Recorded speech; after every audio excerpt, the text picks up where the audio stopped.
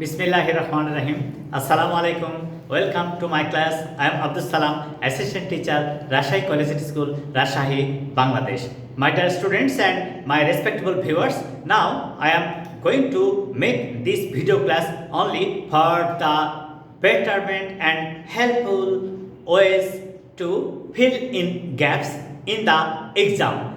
We can face a lot of problems at the time of answering filling gaps questions, but when you will follow this video from the beginning to the end, it will be too much easy and simple for all of you to answer this kind of question easily. Look at it, please.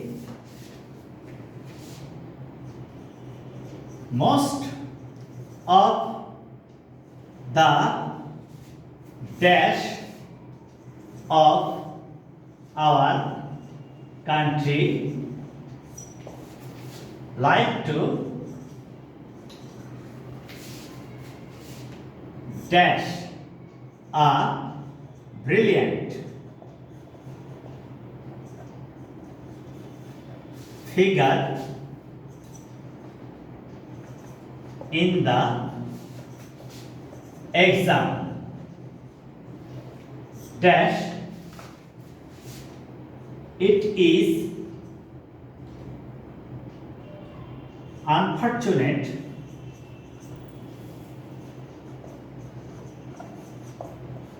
that some of our students don't follow the dash of parts of speech. আচ্ছা, এই যে আমরা এই সেন্টেন্সটা লিখলাম এবং এই সেন্টেন্সটা দ্বারা কিভাবে আমরা শূন্যস্থান পূরণ করব সেটা নিয়ে এবার আমরা কথা বলবো। যেমন most of the dash of our students like to dash a brilliant figure in the exam. আচ্ছা, পরীক্ষায় কারা দেয়? আমি যখন সমস্ত প্যাসেজটা পড়ব, প্যাসেজটা পড়ার পরে কিন্তু আইডিয়াস নেব।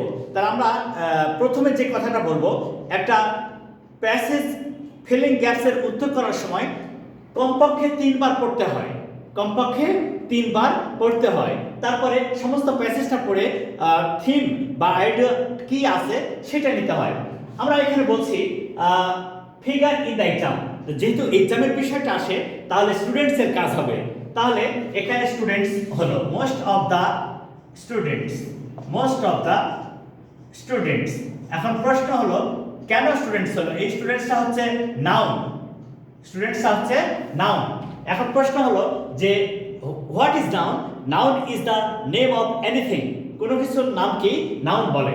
আচ্ছা, শূন্যস্থানের পূর্বে যদি আর্টিকেল বা অ্যাডজেক্টিভ থাকে, শূন্যস্থানের পূর্বে যদি আর্টিকেল অথবা অ্যাডজেক্টিভ থাকে এবং শূন্যস্থানের পরে যদি প্রিপজিশন অথবা ভার্ব থাকে, শূন্যস্থানের পূর্বে আর্টিকেলস অথবা অ্যাডজেক্টিভ এবং শূন্যস্থানের পরে ভার্ব অথবা প্রিপজিশন থাকে, তখন তোমরা শিওর হয়ে যাবা যে শূন্যস্থানে নাউন বসবে। তাহলে তুমি এখানে নাউন কি সেটা প্রথমে দেখবা। Noun is the name of anything, that may B a person, that may be a place, that may be a substance, that may be the name of action. So they are called noun. In this way you can use noun in a sentence. তারপরে চলে আসো, of our country like to dash a brilliant figure. আচ্ছা, পরীক্ষায় ভালো result করা যদি উদ্দেশ্য বোঝায় তাহলে টু প্লাস ভার্ব বসে। যদি তুমি একটা কাজ করছো, এই কাজের দ্বারা যদি তোমার কোনো উদ্দেশ্য বোঝায় তাহলে টু প্লাস ভার্ব হয়। তাহলে লাইক টু কাট, এই যে cut, like to cut a brilliant figure in the exam. তাহলে আমরা এখানে কি শিখলাম? যে শূন্যস্থানের পূর্বে যদি প্রিপজিশন টু থাকে তাহলে কি বুঝতেছি আমরা? এই টু হচ্ছে একটা প্রিপজিশন। শূন্যস্থানের পূর্বে যদি প্রিপজিশন টু থাকে এবং তার দ্বারা উদ্দেশ্য বোঝায়, শূন্যস্থানের পূর্বে প্রিপজিশন টু এবং তার দ্বারা যদি উদ্দেশ্য বোঝায় তাহলে শূন্যস্থানে ভার্বের বেস ফর্ম হয়। এই টু প্লাস ভার্বকে বলা হয় ইনফিনিটিভ। টু প্লাস ভার্বকে বলা হয় ইনফিনিটিভ। তাহলে এখানে আমরা শিখলাম যে শূন্যস্থানের পূর্বে টু আছে, তাই ভার্বের বেস ফর্ম হলো, কারণ এটা দ্বারা উদ্দেশ্য বোঝালো। Okay, we are going to the next. এখানে বলছে a brilliant figure in the exam dash it is unfortunate that. আচ্ছা, ডু নট ফলো, ছাত্র তো নিয়ম শৃঙ্খলা মানবে, কিন্তু কেউ কেউ আছে নিয়ম শৃঙ্খলা মানে না, স্টাডি টেকনিক্সটা ফলো করে না, স্টাডি রুলসটা ফলো করে না, তাদের জন্য কি? আচ্ছা, আমরা কিন্তু যখন কনজাংশন নিয়ে কথা বলি, what is the function of conjunction in a sentence? The conjunction is a word which connect two words or sentences in a sentence. The conjunction is a word which connect two words or sentences into one. তাহলে সেই সূত্র অনুযায়ী সব কনজাংশনটা এক জায়গায় বসবে না, তাহলে এখানে কি বসবে? এখানে বসবে বাট। এখন প্রশ্ন উঠলো, আপনি বুঝলেন কিভাবে যে বাট হবে? Yes, that's too much important to ask me and I should reply. That is, but হচ্ছে, বাট অর্থ কিন্তু, তার মানে বাটের পূর্বে যে ক্লজ দেওয়া থাকবে, যে অর্থবোধক অংশ দেওয়া থাকবে, তার পরবর্তী অংশের অর্থ যদি ভিন্নার্থক হয়, বিপরীত অর্থবোধক হয়, অপোজিট আইডিয়াস দেয়, তাহলে কনজাংশন বসবে বাট। তাহলে আমরা কি শিখলাম? যে শূন্যস্থানের পূর্বে যে ক্লজ বা আইডিয়াস দেওয়া আছে সেটা একটা অর্থ বহন করছে, পরেরটা যদি ভিন্ন অর্থ বহন করে, অপোজিট অর্থ বহন করে, তখন সেখানে কনজাংশন বসবে বাট। তাহলে বাট আবার কনজাংশন। তাহলে আমরা কি শিখলাম? নাউনের ব্যবহার শিখলাম, ভার্বের ব্যবহার শিখলাম, তারপরে কনজাংশনের ব্যবহার শিখলাম। এবার দেখি, ইট ইজ আনফরচুনেট দ্যাট, এটা দুর্ভাগ্যের বিষয় যে some of our students do not follow the dash of parts of speech. আচ্ছা, কি পার্টস অফ স্পিচের কি ফলো করে না তারা? Follow the rules, follow the rules. Parts of স্পিচের যে রুলস তা সেটা তারা ফলো করে না। আচ্ছা, মনে করো একটা সেন্টেন্স তুমি তৈরি করবা, সেই সেন্টেন্সের যদি সমস্ত অংশ প্রপোর্শনালিটি ব্যবহার করতে না পারো, তাহলে কি সেন্টেন্সটা কারেক্ট হবে? No, that is completely impossible to write a complete sentence or to make an expression correctly without the utilisation of parts of speech in a sentence. In the same way, now it is a full sentence and we can easily identify these parts of speech here. আমরা আরেকটা sentence দেখি, সেখানে কিভাবে parts of স্পিচের ব্যবহার শেখানো যায় বা আমরা ব্যবহার করতে পারি। মূল উদ্দেশ্য হচ্ছে যে শূন্যস্থান পূরণ করার নিয়ম শিখব, কিন্তু তার সাথে পার্টস অফ স্পিচ কি সেটাও শিখব, এবং সেন্টেন্সে পার্টস অফ স্পিচের যে ব্যবহারটা সেটা পূর্ণরূপে দখল নিয়ে আসবো ইনশাআল্লাহ। তাহলে এবারে দেখা যাক,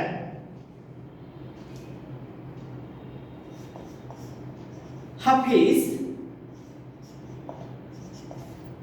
is a dash student in my class. He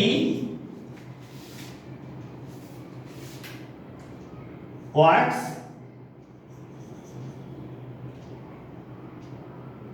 dash and gets, he works dash and gets proper result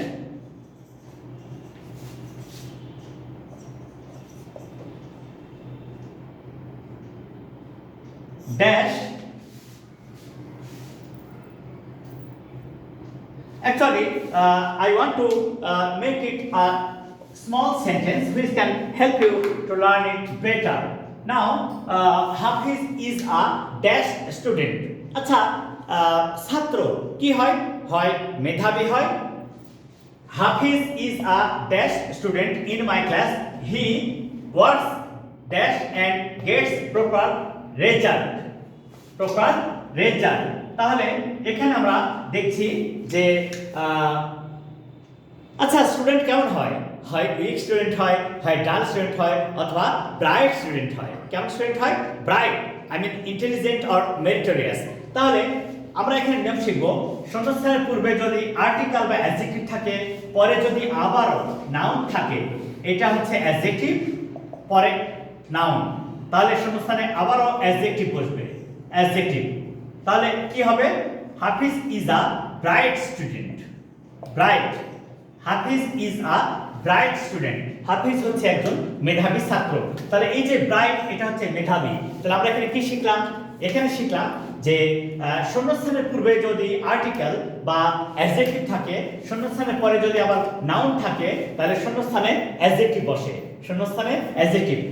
now the question is, what is an adjective? What is an adjective? An adjective is a word which qualifies the quality, the condition, or the position or situation of noun or pronoun in a sentence. So, Hafiz, what kind of student? Bright student, মেধাবী ছাত্র। তাহলে আমরা কি শিখলাম? যে এটা একটা structure, article plus adjective plus noun. আমরা কিন্তু শূন্যস্থান পূরণ করার সময় এইসব খেয়াল রাখবো যে article plus adjective plus noun, এভাবে সাজাবো। তাহলে শূন্যস্থানের পূর্বে আর্টিকেল, পরে নাউন, শূন্যস্থানে adjective. Okay, nice. He works dash and gets proper result. আচ্ছা, তুমি যদি যত্ন সহকারে কাজ করো তাহলে তো রেজাল্ট ভালো হবে, তাই না? তাহলে he works carefully, he works carefully, he works hard, he works carefully, he works skillfully. তাহলে আমরা এটা দেখছি যে অ্যাডভার্ব হলো। কেন অ্যাডভার্ব হলো? Adverb is a word which qualifies or modifies the action of verb. তাহলে যে ওয়ার্ডটা সেন্টেন্সে ভার্বের কাজকে মডিফাই করে, ভার্বের কাজ কিভাবে হচ্ছে, কখন হচ্ছে, কোথায় হচ্ছে, এই কথাগুলো যে বলবে সেই হচ্ছে অ্যাডভার্ব। তাহলে আমরা দেখব যে অ্যাডভার্ব কিন্তু সেন্টেন্স স্ট্রাকচারের অংশ নয়। অ্যাডভার্বের কাজ হচ্ছে ভার্বের কাজকে মডিফাই করা। তাই হাফিজ যে কাজ করে, কিভাবে কাজ করে? কেয়ারফুলি, যত্ন সহকারে। তাই এটা হচ্ছে একটা অ্যাডভার্ব। তাহলে আশা করি এখানে তোমাদের আর কোনো সমস্যা নাই। So my dear students and my respectable viewers, now you can easily understand how to fill in the gaps using such kind of parts of speech in a sentence. So please follow this video from the beginning to the end and try to learn how to fill in the gaps in the exam. Assalamu alaikum.